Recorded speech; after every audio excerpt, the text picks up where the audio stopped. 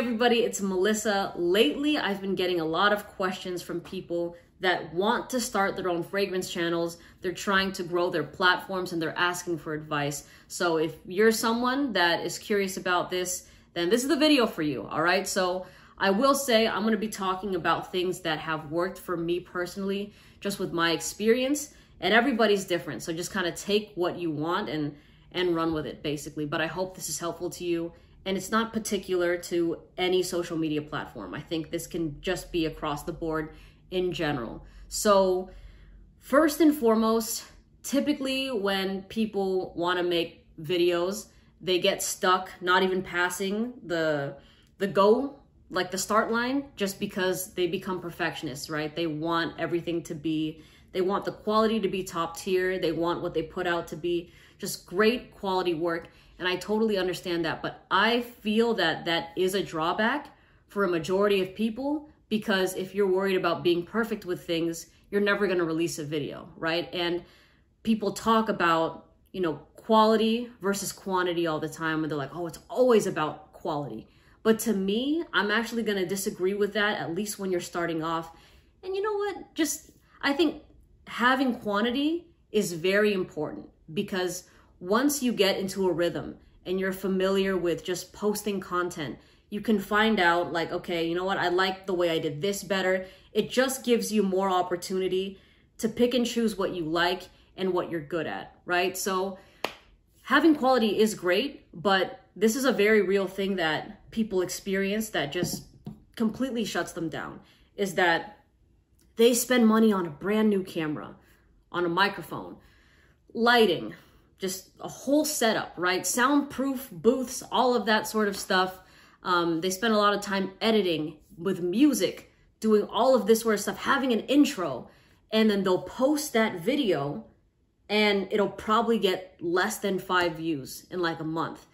And then all of a sudden somebody that they know in person sees their video and they kind of get down on them. They're like, oh, you know, like you made that, like that looks like such a good quality video, but nobody's watching. It makes people feel like they flopped, right? And then it discourages them from wanting to make more videos, because, and I've heard this from people, they're like, I felt like a try hard and no one was like watching my stuff. And at the end of the day, everybody starts at zero. You know what I mean? So don't let that get you down, especially if you like sharing your interests and your opinions, and you know, like, anybody can really catch on, is basically what I'm saying. Like, you don't have to be like the most eccentric person out there to gather a following, because I don't find myself to be like a super like outgoing personality where I'm like yelling at the camera, or somebody that's very, very knowledgeable about the details of things, right? Some people really prefer informational reviewers, right? It's all about playing to your strengths. And for me, what I have found is I like breaking things down in simple ways that your everyday person would understand. Because I remember when I was first watching fragrance videos, I would come across videos where people are throwing around words like fougere and like gourmand and like just using that stuff. And I had no idea what they're talking about. They're like, oh, and the projection, all of this sort of stuff. And I was like, does this smell good or not? Like, what kind of vibe is this going to give me, right? So I always try to remember that in all the videos that I do, that if a random person were to stumble across this video, would they understand it? Would they be inclined to want to watch more? Or is it going to be the type of video that only people in this particular niche are going to want to watch? So for me, I do my best to just have like an open platform. And if I do use those words, I try to at least tell the audience what it means so that they can kind of keep up with the content. So for me, that's what's worked. And having quantity is just very important, because it also helps to work out the kinks and it gets you comfortable in front of the camera. Now, I'm not saying that you always have to be in front of the camera, because there's people that they do editing on like a backdrop because they don't want to be seen and they just want to kind of have like a Morgan Freeman type of voiceover, right, in their videos. And I think that's super awesome. So that's what I mean by playing to your strengths, is seeing what makes you the most comfortable. But being on camera is intimidating for a lot of people, and they'll spend months making their very first video and they'll still be like, oh, it's not ready to be released yet, I can't. Or they'll release it and there's going to be negative comments of, oh, this is so stupid. Like, why are you doing this? And that gets people obviously in their heads about their content, and they'll delete it and never try again, right? So it's the hardest part about just fragrance reviewing online in general is just getting over that initial hump of realizing, okay, there's gonna be that time period where you only have like 5 people watching you. And that's okay. Like, you'll have videos that have 0 views for months and months and months. And like, you know, the more you post, the more of the bigger that an opportunity would come along that one of your videos could catch, and it can kind of draw more people into your channel, right? Like, imagine if you threw out 100 fishing lines versus 3 fishing lines with really good bait, right? You're still going to catch more fish with the 100 fishing lines just because there's that opportunity there. So always give yourself more opportunity to reach an audience. And the best way to do that is by pushing out more content. Like, make use of short format videos like YouTube Shorts, Instagram Reels, TikToks. The long format stuff for me is a lot of fun just because it's not timed. And that's what kind of pisses me off about the short format stuff, is that I only have a small amount of time to say what I want to say, and that still can't even cover everything that's happening in my head. So it feels like a little bit more pressure. But in general, I don't edit my videos, and y'all see that, especially with YouTube. I don't have like the software for it. I just kind of upload and leave. But I find that to be something that I like because it gives kind of like a realistic view. And I think that there is also a part of me that, I don't know if it's pride or whatever, but I want to see how far this channel can grow with me just keeping it very minimal with my setups. Because a big misconception about making YouTube videos, fragrance videos, is that you have to have a nice setup. You have to have like the fragrances right behind you. You have to have all of this sort of stuff. You have to have like the captions. You have to have all like, I don't know, like written stuff on your videos. And yes, those things will help. Do not get me wrong. But there is that part of me that's like, let's see how far I could take this, because literally the average person can absolutely do what I'm doing in these videos. Like, there's nothing special that I am doing that any of you can't do. I literally have my iPhone 10 or something, and it's just in this gimbal that was a gift from one of my cousins, and the back camera is facing it, and I literally went around to click the recording button and sat in front of this. And I'm just gonna edit out that part of me walking to the video. Like, you'll just see me say, hey guys, it's Melissa. Like, that's where it'll start. And the whole entire time, there's not gonna be me editing certain things with that. So those are the tips, of course, as of right now. Let me see if I have more. The quantity is important. Getting that confidence, you don't have to be big budget with it off rip, because I feel like that will destroy the confidence even more if especially your videos are not taking off. Because now the guilt of, damn, I just spent over $1,000 to get all this going, and it's been 3 months and I only have 2 subscribers. You know, but if you get 2 subscribers but you only put out 2 videos, that's kind of like a no-brainer, right? Unless something randomly goes viral. But I don't think you should chase virality, and that kind of takes me to the next tip is, you know, being viral, like it can fizzle out. What I would say is go for consistency, right? And for me, I have so many videos on my channel, and I don't delete them because I also do it in a way to document my journey and to see what fragrances I like during certain periods of my life. And it's just gonna give me something nice to look back on when, like, it's 10 years from now or whatever, even when I have kids and they're like, oh damn, like, you have hella YouTube videos, you know what I mean? So I just like that aspect of it. Another thing is, of course, when it comes to fragrance reviews, like, be honest. Always be honest. That has gotten me to where I am today, all right? Because you're gonna have, when you do pop off, you are gonna have brands that reach out to you, that wanna work with you, that wanna send you free stuff, and all that stuff is great. But I will always advise to tell them that you're only gonna be giving your honest opinion.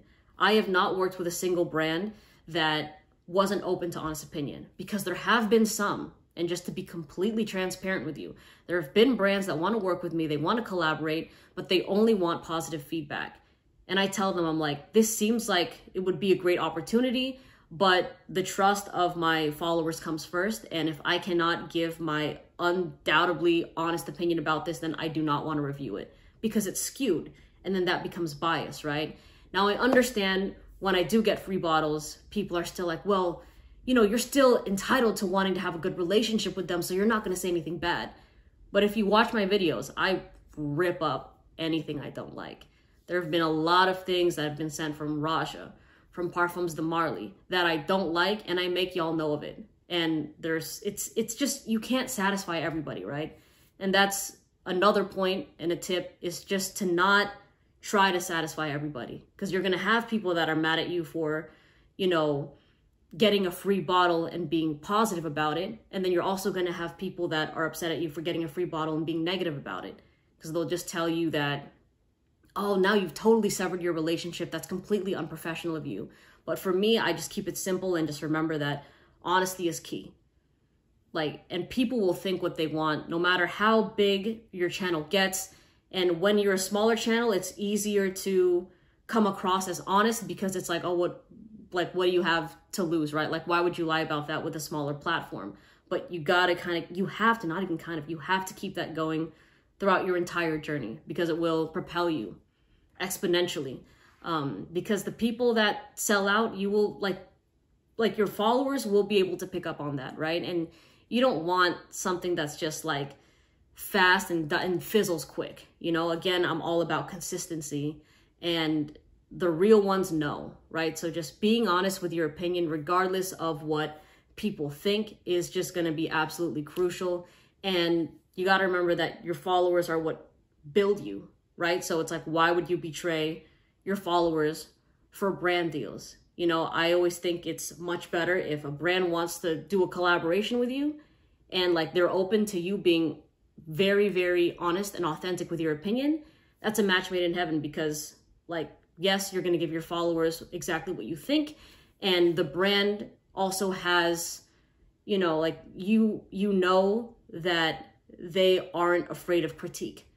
Because if a brand is afraid of critique and they're in a subjective niche like fragrances, they're also not going to last. Because how are you going to expect everyone to love your scent when someone thinks it's garbage, but they're not allowed to say that it's garbage? That's kind of lame, you know? So I would never, ever want to work with people that don't want honesty, because that's weird. It's not objective. You know what I'm saying?